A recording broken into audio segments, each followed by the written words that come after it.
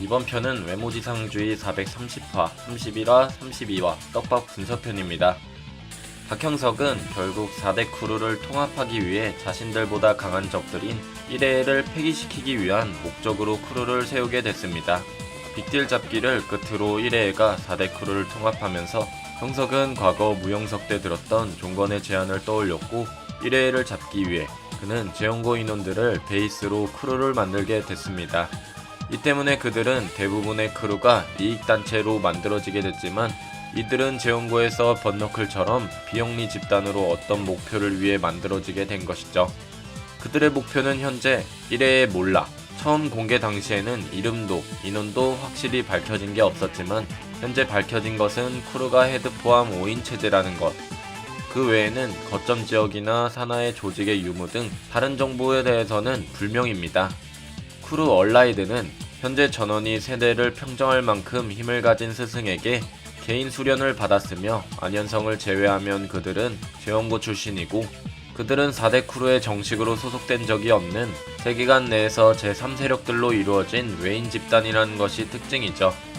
먼저 구성원 중 크루의 헤드는 종건의 제자이자 외지주 세계관에서 단 3명밖에 없을 줄 알았던 카피 능력을 가지고 새롭게 태어난 작은 형석입니다.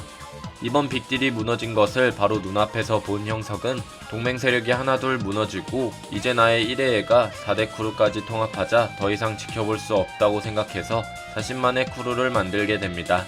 그렇게 형석은 바스코를 통해 기본 병력은 번너클로 채우게 되고 철의 복싱을 구사하는 이진성과 그동안 잊고 지냈던 재열까지 합류하게 되면서 재연고 인원들만 구성하나 싶었지만 전에 현성과의 싸움에서 다음은 친구로 만나자라는 떡밥이 현성에겐 통했는지 안산의 안현성까지 데리고 오는 리더십을 보여줬죠. 그렇게 그들의 전력은 작중 공식적으로 밝혀진 간부 전투원은 4명에 헤드는 1명뿐이지만 간부 한 명 한 명이 4대 크루 헤드급 혹은 1세대의 왕과 비견될 만한 전투력을 보유하고 있습니다. 파화면에서는 온몸이 무기인 바스코와 주먹 한 방에 인생을 다 걸고 있는 안현성만 해도 엄청난 파워 집단이지만 유일하게 0세대 신으로 비유하고 있는 이지훈의 공격을 유일하게 방어해낸 맷집을 가진 이진성 또한 얼라이드에 들어가 있어서 공수 밸런스 또한 완벽한 집단이라고 볼 수 있죠. 그래서 개개인이 각각 하나의 크루를 이끌고도 남을 인재들이며 그 외에서도 잠재력 5호 세력도 상당한 편입니다.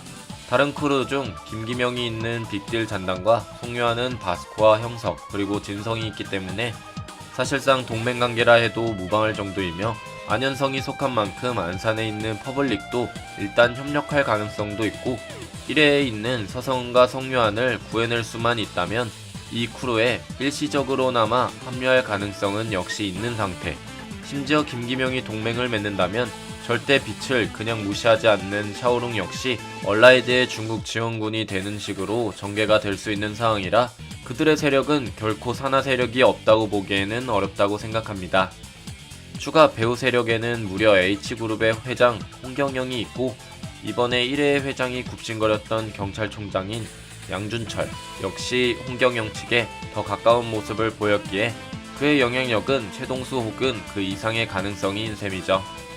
정리를 하자면 그들은 재연고 3인방과 홍재열 그리고 안현성이라는 다른 크루의 헤드와 비교해도 개개인이 밀리지 않는 전력과 기초병력은 번너클과 협력관계가 될 빅딜 잔당과 퍼블릭 등 어느정도 확보가 된 상태입니다. 전력으로 치자면 1회를 제외한 지금까지 등장한 어느 크루보다도 강한 크루가 될 것이죠.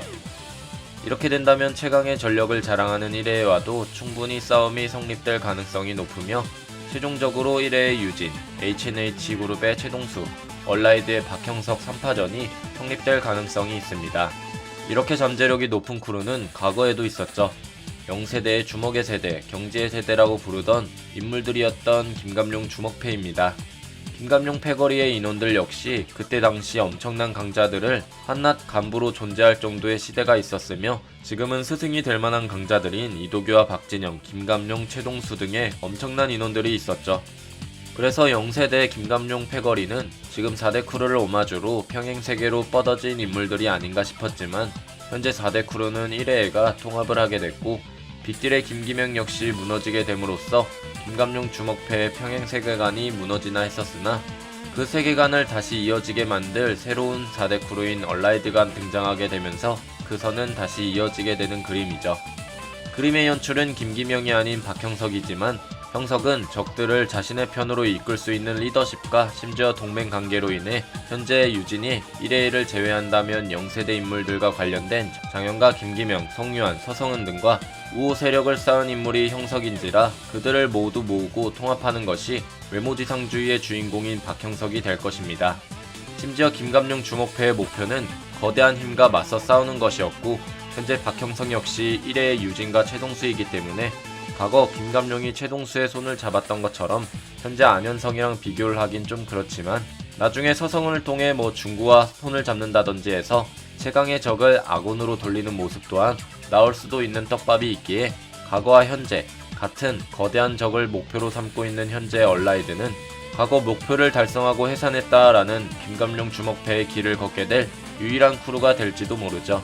김기명이 주인공이었다면 4대 크루 선에서는 어쩌면 김감룡의 길을 걸을 수도 있겠지만 외모지상주의의 주인공은 엄연히 두 개의 몸을 가진 박형석이 자신의 몸에 대한 비밀을 풀면서 동시에 외모지상주의라는 주제에는 벗어났지만 현재 자신의 무력과 리더십을 통해 세계관을 통합하는 모습을 보여주지 않을까 싶네요. 여러분들의 생각은 어떠신가요? 여러분들의 생각을 댓글로 적어주시길 바랍니다. 이상 시청해주셔서 감사합니다.